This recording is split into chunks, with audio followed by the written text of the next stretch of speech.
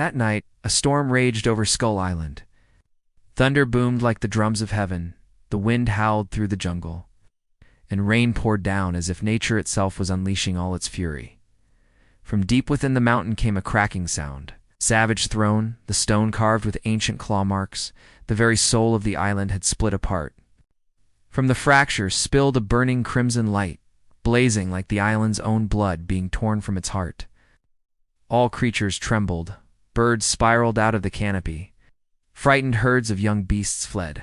Beneath the torrential rain, a heavy breath rose warm, steady, powerfully enough to make the entire forest fall silent. Kong had awakened. He emerged from the shadows of broken trees, his towering form lit by lightning, amber eyes burning in the storm. The long scar across his chest gleamed in the rain, a reminder of battles long past. Kong did not roar, he only breathed deeply, and that breath reminded the island it still had a guardian. But tonight, the threat came not only from the storm.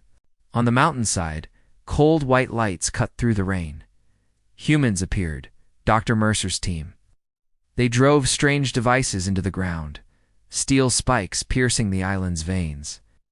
A shrill ultrasonic signal screamed out, spreading through the jungle like an invisible curse.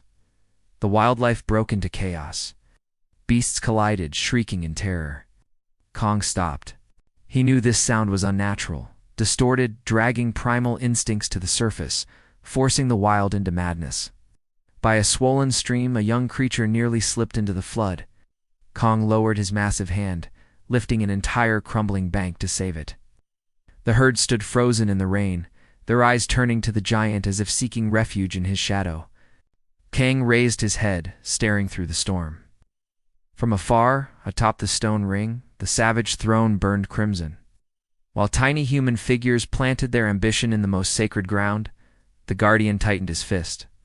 He knew, this storm came not from the sky, but from greed. And behind the human signal, another roar deeper, heavier, was stirring in the cliffs.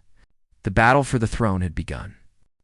The ancients once whispered, "The savage throne is the lifeblood of the island." It is not merely stone, but the very nexus of all creatures. Whoever claims the throne can command the heartbeat of the island, turning forest, sea, and beasts into weapons. Tonight, that legend becomes reality. The fracture in the throne widens, crimson light surging like a volcano on the verge of eruption, and from the thunder cliffs a colossal shape slowly emerges from the storm. Behemoth Rex. Its body is clad in jagged stone armor, horns jutting skyward like twin spears, eyes blazing gold. With every step, the earth shudders, trees splinter, and mud bursts into the air. Rex has no need to roar. The trembling ground itself announces its primordial wrath. But Rex is not here by choice. The human's ultrasonic signal has dragged it from a slumber of millennia. Dr. Mercer watches his screens, a cold smile cutting through the rain. He knows he has succeeded. If Rex marches toward the throne, all other creatures will be drawn into chaos. And in that chaos, his team will harvest the crimson energy boiling beneath the earth. Rex's roar tears across the cliffs, shaking the mountains, hurling back even the storm for a heartbeat. Small beasts collapse into the mud. The jungle canopy quakes as if ripped apart. Kong stands firm, chest heaving, breath heavy. He knows Rex belongs to the island, but now it has been pulled from balance. Understanding changes nothing. The throne trembles. The creatures panic, and before him, a trial has taken form. Above, thunder crashes again and again, lightning flashing to reveal two titans locked in fate. On one side, Konda, guardian of the island. On the other, Rex the Fury awakened. And amid the storm, an ancient vow resounds in Kong's heart. Guard the island, guard the life, guard the balance. As Kong and Behemoth Rex braced to clash, another sound thundered through the storm, deeper, metallic. The ground shook, not from the steps of beasts, but from the grinding of colossal machinery. Dr. Mercer had revealed his true weapon. From the mountainside emerged a towering machine. Colossus Rig, armored exosuit as tall as a titan. Powered by the very energy bleeding from the throne. Crimson cables coiled around its frame, glowing like living veins. Inside the cockpit, Mercer gripped the controls, his eyes burning with ambition. Gosh, Rex was nothing but a puppet on strings. The true enemy was man. Kong growled low, stepping back, his amber gaze drilling into the iron figure. I understood. This was no longer a battle of instinct, but a war of greed against balance. Yet Kong was not alone. From the storm-torn skies, a flock of massive sky rippers dove, wings slicing the air like living spears.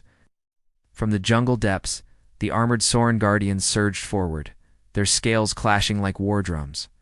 The island had answered his call. Kong had roared, and the wild had risen. The battle split into three fronts. Atop the savage throne, Kong faced the Colossus Rig muscle against steel, nature against avarice.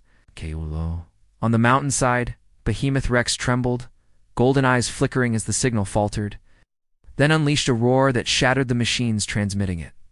In the deep valleys, beasts charged through Mercer's soldiers and machines, turning the jungle into a living battlefield. Roars, steel strikes, and crumbling earth fused into a symphony of chaos. Rain still poured down, but it no longer had the strength to quench the fire of a Titan war blazing across the island. And in the heart of the storm, Kong clenched his fist. He knew. To preserve balance, he must bring down the Colossus Rig, for the savage throne shattered beyond repair. The savage throne blazed like a volcano.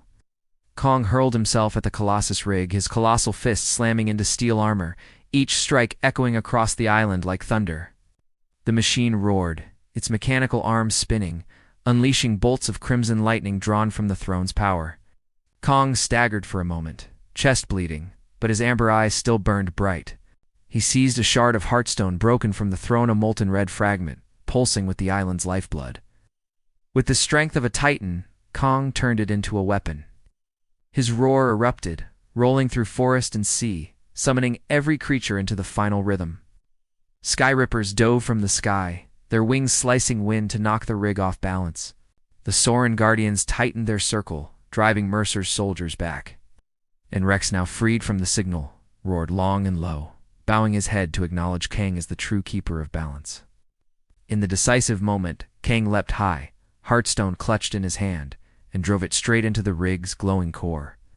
Light exploded, lightning merging with the crash of a colossal detonation.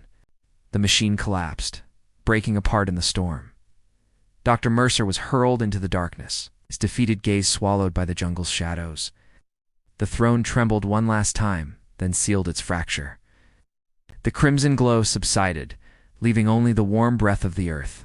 Kong did not sit upon the throne. He stood above it, towering in the rain. His amber eyes swept over the silent creatures below. He needed no crown. His presence itself was the crown of balance. Final voice off, the throne was never meant to be owned. It is a vow, it is a burden, and as long as Kang stands, this island will belong to the Order of the Wild. His final roar rolled into the storm, carried across Skull Island, etched forever as a mark that the Guardian still remained.